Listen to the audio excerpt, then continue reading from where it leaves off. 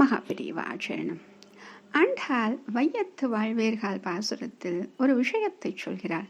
ஐயமும் பிச்சையும் ஆந்தனையும் கை காட்டி அப்படின்னு. இதில் ஐயம் அப்படின்னா என்ன, பிச்சைனா என்ன அப்படின்னு நம்மளுக்கு ஒரு சந்தேகம் வரும் இல்லையா.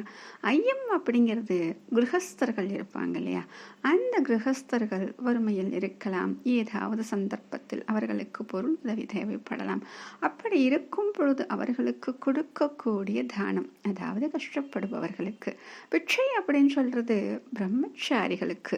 அவங்க வருவாங்க இல்லையா, பிட்சை வாங்குவதற்கு வருகிறோம் அப்படின்னு சொல்லிட்டு சன்னியாசிகள் பிரம்மச்சாரிகள் வருவாங்க இல்லையா, அவங்களுக்கு. சரி, இதுல ஆந்தனையும் கை காட்டி நம்ம என்ன சொல்லுவோம், நம்மளால முடிஞ்ச அளவுக்கு அப்படின்னு.